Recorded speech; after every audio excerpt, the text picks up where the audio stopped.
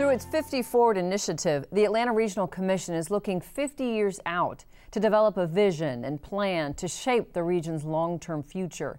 Recently, ARC's Director of Comprehensive Planning, Tom Wyant, had the chance to speak about what drives investment and what ensures long-lasting commitment to urban and suburban revitalization.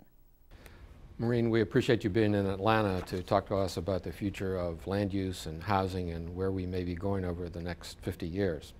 And I'd like to begin the questions with that idea. Do you see any specific trends that you see emerging nationally or perhaps even in this region that you think are particularly encouraging for the sustainability of our future? Well, the U.S. is one of the fastest growing countries in the world, up with China, unlike Germany and Russia, who are declining population. And clearly, as Atlanta has seen in the last 20 years, the Atlanta region is growing very, very rapidly. That both brings you great opportunities and great challenges. And to become a city and a region with livable centers and livable communities, it's a great start on what you're doing currently, but you'll have to keep it up. Are there any particularly innovative developments or redevelopments perhaps that you see nationwide in your work that you think are particularly good examples for us to take a look at? Well, the communities that are really doing things in the greater Washington, D.C. area, there's Clarendon, there's Ballston, there's Bethesda.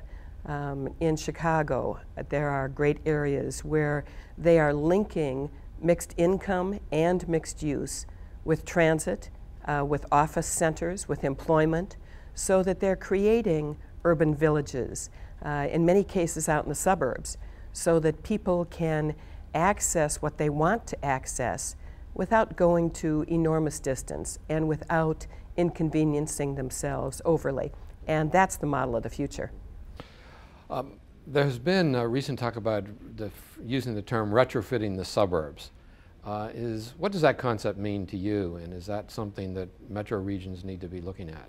Well, as you drive around many of the suburbs, including in Atlanta, there are acres and acres of surface parking. And many of those areas have parking signs which say parking only while shopping at Safeway or whatever. And if we actually start to think differently about those suburbs, and in many cases build apartments on top of some of that retail, if we build offices next door or adjoining some of that surface parking, we'll be able to simply get around much more efficiently and use that expensive land in a much more effective way. And it will work, I think, better for all of us. And it doesn't mean we all need to look like New York. Since World War II, we have had in this country incentives for the ownership of our housing. Do you see that trend continuing, or do you think that there could likely be a shift toward other modes of housing, particularly rental housing, and what might the implications of that be? Well, we are adding such a large population to the country. We will add, estimates are that we'll add 120, 140 million people to the country over the next 30 to 40 years. Not all of them can afford to be homeowners, and not all of them want to be homeowners. So we will see more apartments built. We will also see, I believe, different modes of home ownership, so that there will be more co-op housing, there will be more shared housing, multi-generation housing, live-work housing. Do you think we'll see new single-family homes being built again in the future? Oh, absolutely. You know, there is a great deal of desire for that model, and a desire for that model at all income levels and at many different size levels. You know, 80% of the households in America do not have children under 18 years of age.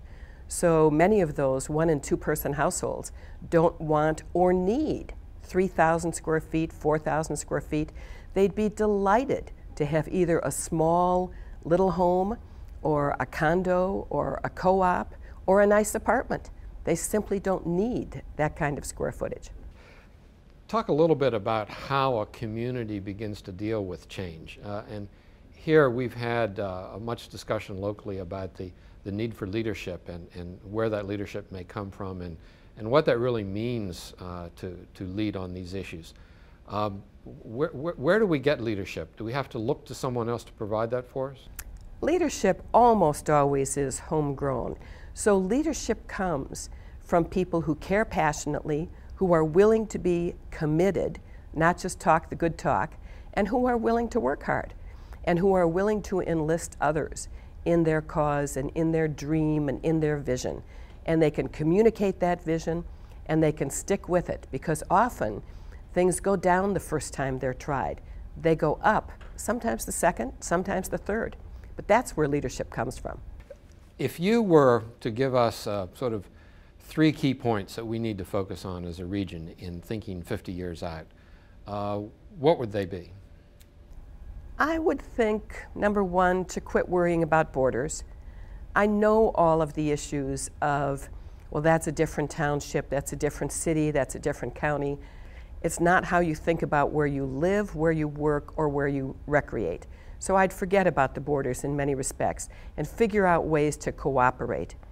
I think the second thing is, I would think about our young people and really think about what is going to be sustainable for the future. What do you want to leave our youth? What do you want to have as your legacy so that it's an area that you're proud of, and that as you get to be 60, 70, 80 years old, when your out-of-town visitors come, you can say, I helped shape that. I think those are things. I mean, sustainability is not going to be a flash in the pan. Alternative energy is not a flash in the pan. And largely, world competition is here to stay. So I would think about those economic drivers. Mm-hmm. Good. Well, we appreciate you being in Atlanta and sharing your national experience with us, and thank you again for participating in our 50 Forward event. Thanks, Tom. It's great to be here.